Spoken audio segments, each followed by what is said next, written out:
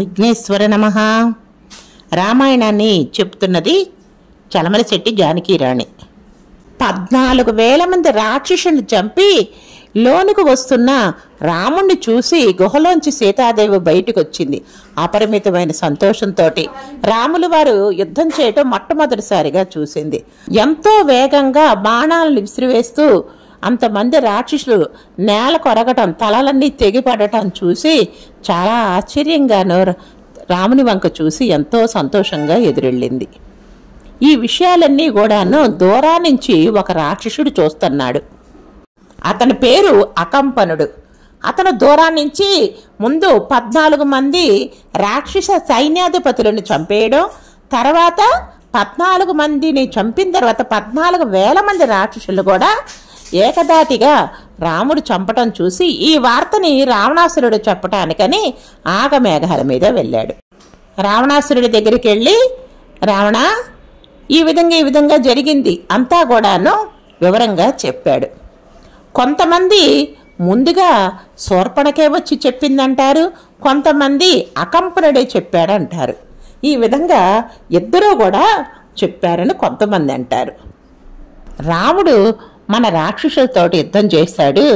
ఎంత వేగంగా రాక్షసులు తలలు తెగిపడిపోయినాయి అంటే చెప్పలేను. నేను దూరంగా చూస్తూ ఉన్నాను. ఎప్పుడు బాణాలు తీస్తున్నాడో, ఎప్పుడు విల్లుకి ఎక్కువ పడుతున్నాడో, ఎప్పుడు బాణాలు వదులుతున్నాడో కూడా తెలియనంత, కనులు మూసి తెరిచినంతనే అంత వేగంగా తలలు తెగిపడటం ఒకటే కనిపిస్తున్నాయి. రాముడు ఎంత వేగంగా బాణాలు తీసి పెడుతున్నాడో కూడా మనం చూడలేకపోతున్నాం. అత్యంత వేగంగా అతను బాణాలు వేస్తూనే ఉన్నాడు.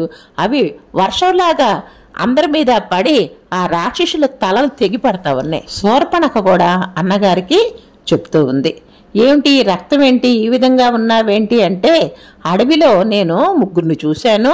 2 అన్నదమ్ములు, రాముడు లక్ష్మణుడు. వాళ్ళు దశరథ మహారాజు కుమారులు. వారి తండ్రి మాటకే అడవులకు వచ్చారంట. అతని భార్య సీత మహా అందగత్తె, చాలా అందంగా ఉంటుంది అని చెప్పింది. రాముడు ఎంత అందగాడంటే స్ఫూరద్రూపి, అంతేకాదు అతను చేతులు చేస్తే మోకాలు కిందకు వస్తాయి.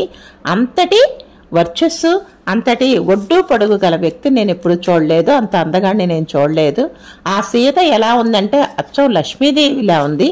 అంత అందమైన భార్య నీ దగ్గర ఉండాలి కానీ రాముని దగ్గర కాదు అని చెప్తూ ఉంది. ఆ రాముడు ఎంత ఆజానుబాహుడంటే, ఆజానుబాహు అరవింద దళాయితాక్షం రామం నిశాచర వినాశకరం.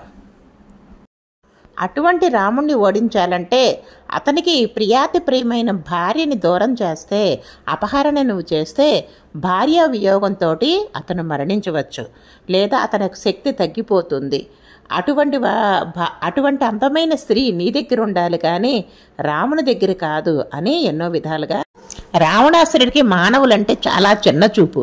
అతను బ్రహ్మ గురించి ఘోరమైన తపస్సు చేసి బ్రహ్మను సాక్షాత్కరింపు చేసుకున్నాడు.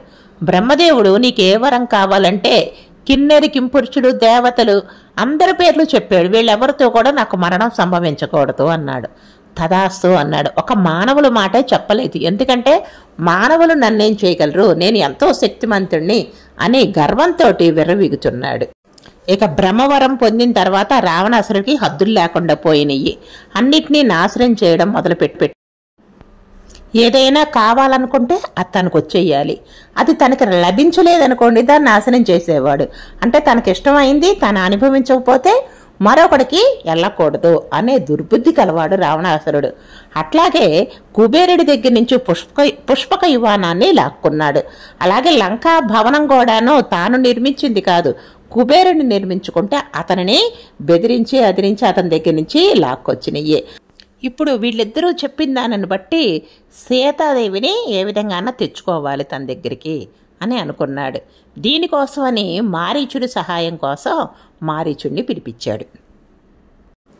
మరి రేపు రావణాసురుడికి మారీచుడికి సంభాషణ ఏ విధంగా జరిగింది, సీతాదేవి అపహరణ ఏ విధంగా జరిగిందనేది తెలుసుకుందాము. జై శ్రీరామ్.